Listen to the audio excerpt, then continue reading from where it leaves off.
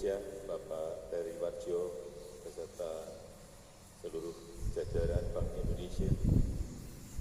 Yang mulia para duta besar negara-negara sahabat yang hadir, yang saya hormati Panglima TNI dan Kapolri, serta para gubernur, bupati, dan wali kota yang hadir, yang saya hormati Ketua dan pimpinan OJK, LPS, Bapak Ibu hadirin dan undangan yang berbahagia. Kita patut bersyukur bahwa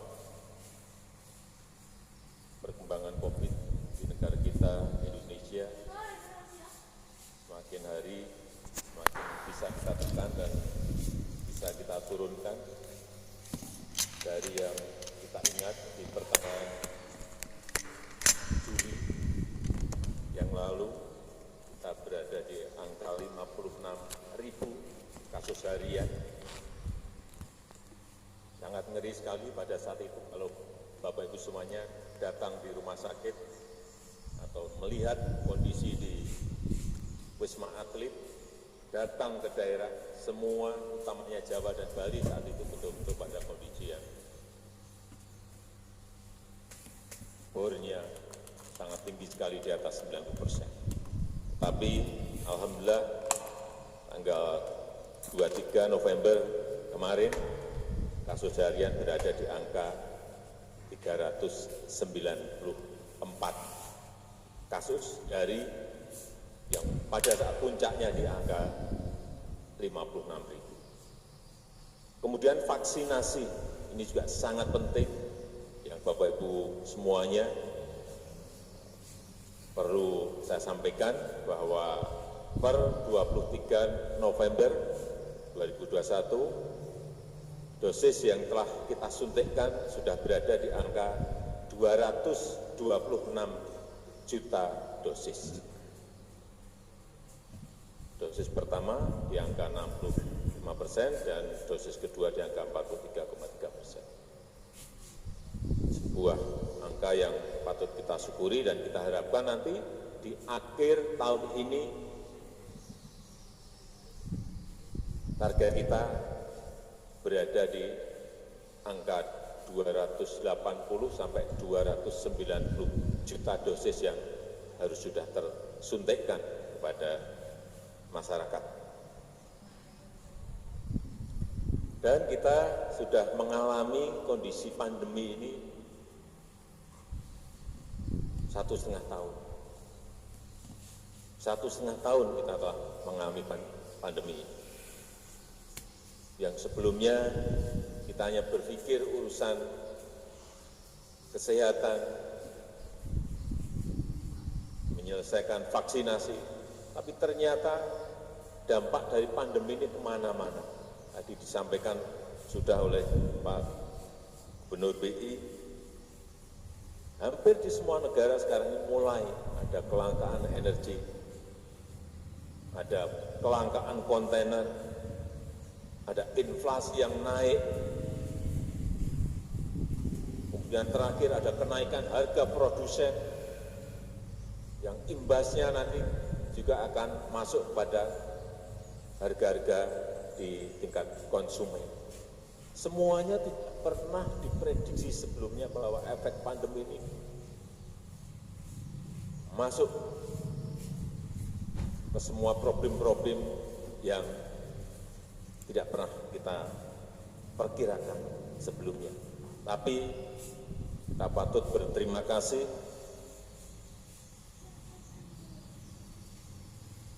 jajaran Bank Indonesia, jajaran pemerintah utamanya di Kementerian Keuangan dan OJK, LPS, komunikasinya sangat baik.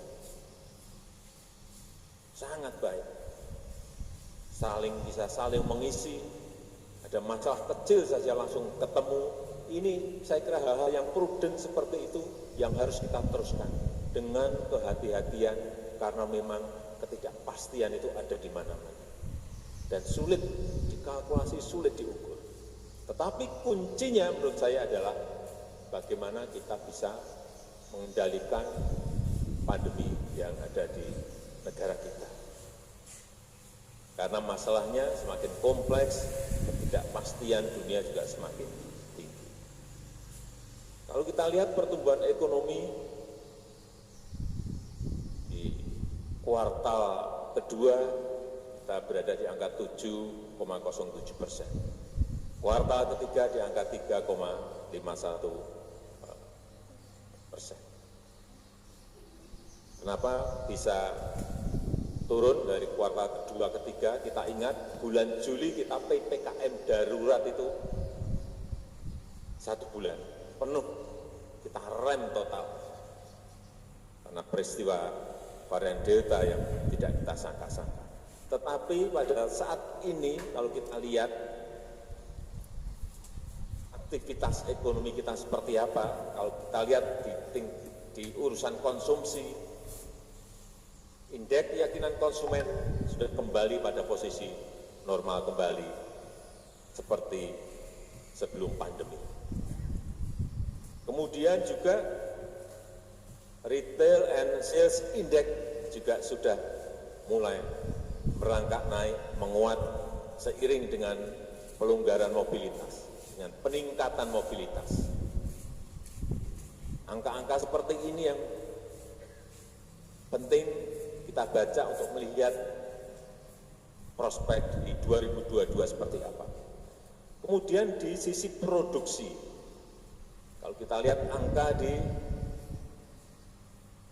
PMI manufaktur, Purchasing Manager Index manufaktur, lebih tinggi dari sebelum pandemi, di angka 57,2. Sebelum pandemi angka kita di 51. Artinya apa? Bahwa demand itu sudah ada dan semakin baik. Kalau demand ada artinya apa? Manufaktur, pabrik, industri pasti akan berproduksi. Karena dilihat ada demand. Inilah angka yang sangat tinggi sekali, 57,2%. Pabrik, industri, perusahaan melihat bahwa ada sebuah prospek permintaan. Kemudian kalau kita lihat juga, tadi pagi ini saya baru saja mendapatkan laporan dari Bu Menteri Keuangan,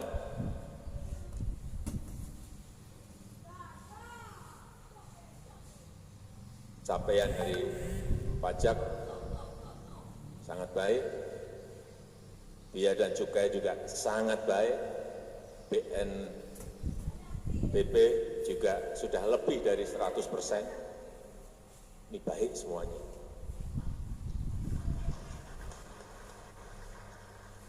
Tumbuh 18,2 year on year, angka yang sangat besar sekali. Tapi sekali lagi, ketidakpastian itu selalu mengintip hati-hati. Kita tetap optimis, tapi tetap harus hati-hati. Kemudian yang ingin kita lanjutkan adalah yang berkaitan dengan transformasi ekonomi. Tidak boleh berhenti. Reformasi struktural tidak boleh berhenti. Karena ini akan menjadi sebuah basic setelah kita memiliki yang namanya infrastruktur. Tidak boleh lagi, meskipun ini ada transisi, tidak boleh lagi yang namanya kita mengekspor bahan-bahan mentah. Raw material ini stop, sudah stop. Sudah kita mulai dari nikel, stop. Mungkin tahun depan dengan kalkulasi, hitung-hitungan, stop ekspor bauksit. Tahun depannya lagi, hitung-hitungan, bisa stop tembaga. Tahun depannya lagi, stop timah. Kita ingin agar bahan-bahan mentah itu semuanya diekspor dalam bentuk barang setengah jadi atau barang jadi. Karena yang kita inginkan adalah nilai tambah, added value. Kita lihat saja, misalnya seperti besi baja.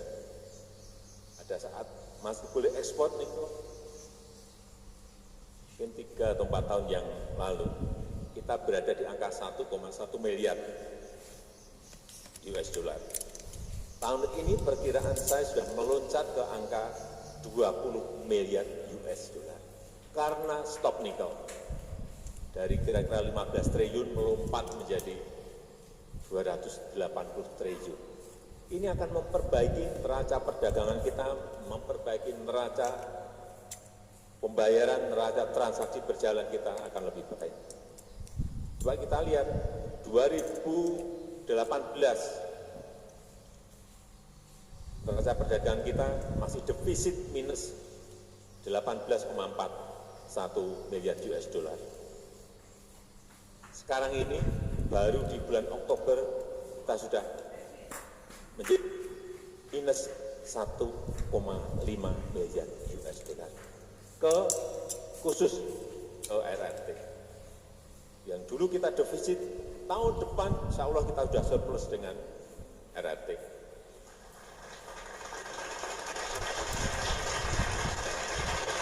Artinya apa? Barang kita akan lebih banyak masuk ke sana dengan nilai yang lebih baik dari sebelumnya. Nah, ini baru urusan nikel di stop. Kalau nanti oksid di stop, nilainya juga kurang lebih akan sama. Kita akan melompat ke angka-angka kurang lebih 20-an sampai 30-an miliar US dollar. 1 komoditas, 2 komoditas, 3 komoditas, 4 komoditas. Bayangkan kalau itu semuanya diindustrialisasikan, dihilirisasikan di negara kita. Meskipun kita memang digugat di WTO, tidak masalah. Saya sampaikan kemarin waktu di G20 dengan EU maupun dengan negara-negara di Eropa, kita ini tidak ingin mengganggu kegiatan produksi mereka. Silakan, kita terbuka, kita ini tidak tertutup. Silakan. Kalau ingin nikel silakan, tapi datang bawa pabriknya ke Indonesia, bawa industrinya ke Indonesia, bawa teknologinya ke Indonesia. Dikerjakan juga tidak usah sampai barang jadi juga nggak apa-apa kok. Setengah jadi dari nikel menjadi katot, menjadi prekursor boleh. Nanti baterainya dikerjakan di sana silahkan, mobilnya dikerjakan di sana silahkan. Tapi lebih baik kalau semuanya dikerjakan di sini. Akan lebih efisien. Saya sampaikan apa adanya. Artinya kita nggak tertutup. Beda kalau kita tertutup, nggak mau pokoknya mau kita produksi sendiri, nggak boleh orang lain masuk. Boleh kok. Tapi di sini, karena kita ingin membuka lapangan kerja yang sebanyak-banyaknya di negara kita Indonesia. Goalnya ada di sini. Kemudian yang kedua, strategi membangun ekonomi hijau. Ini juga harus segera dimulai karena kekuatan besar kita ada di sini.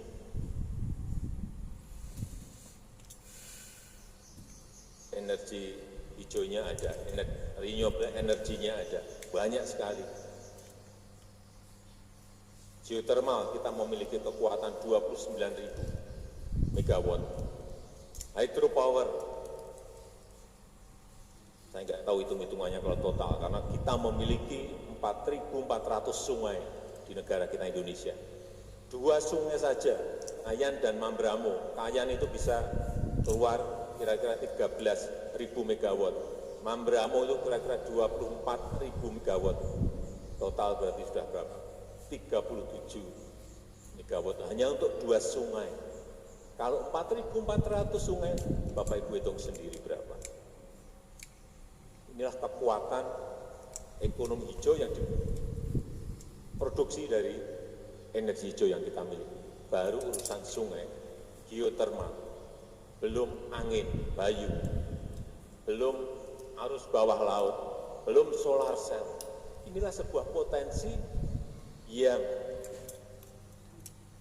Kalau kita kelola dengan baik, dengan konsistensi dan keberanian untuk melakukan terobosan ke sana, ini akan menjadi kekuatan ekonomi kita ke depan.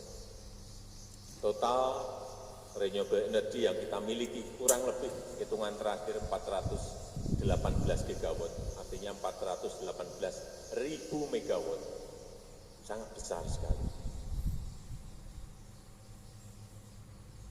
Dan yang ketiga, digitalisasi ekonomi. Ini penting sekali.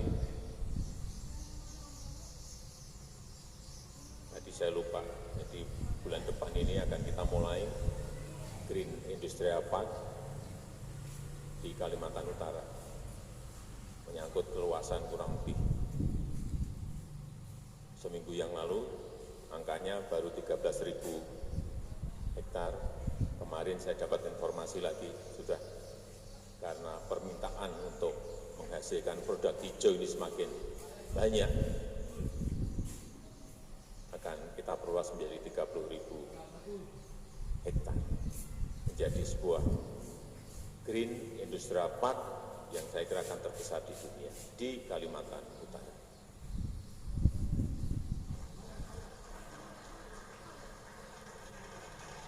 Kemudian yang ketiga, digitalisasi ekonomi. Kita ini memiliki 2.229 startup